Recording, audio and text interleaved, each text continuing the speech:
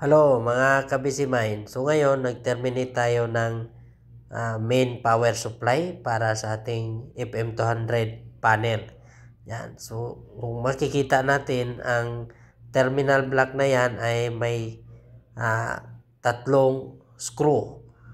Diyan natin i-terminate ang neutral, ground at saka line. Meron din na naka-built-in na fuse. So, ang terminal block na yan ay papunta na yan sa step down transformer. Yung bilog na sa baba. Yan ang step down transformer. Ibinaba niya yung voltahe na 220. So, ibaba niya sa 24 volts. Kasi yun ang kailangan ng ating panel. So, tandaan natin, kapag nag-terminate tayo ng main supply, so siguraduhin natin na yung terminal block na lagay sa taas, yan, may isang slot diyan para sa fuse. So, dapat ang line, yun ang idaan natin sa fuse. Pero wala namang problema diyan pag nagkabaliktad kasi easy supply diyan.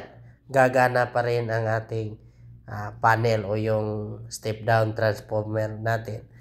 Pero mas maganda kapag ang line ang idaan natin sa fuse kasi ang fuse ay protection yan. Kung may short circuit na mangyari, so puputok ang fuse, hindi sira yung ating step down transformer.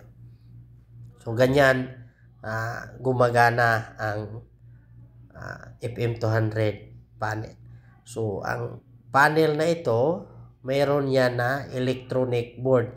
Tinanggal muna natin para hindi tayo mahirapan sa pag-terminate sa cable na yan, kasi kapag nailagay na yung panel board, so maliit ang space, so hindi tayo makapag higpit ng maayos sa screw ng cable natin. So kapag natapos na yan, so saka na natin ilagay yung board, yung cable na yan na fire alarm.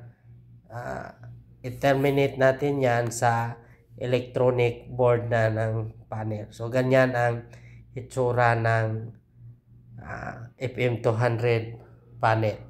So kung makikita natin, ang supply dyan ay 220 to 230 volts.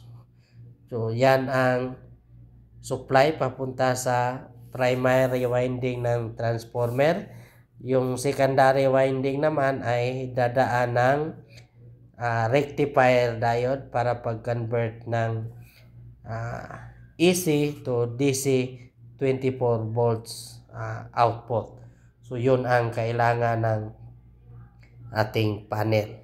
Okay? Kung may idea din kayo sa mga fire alarm system, paki-share naman sa comment section. Okay?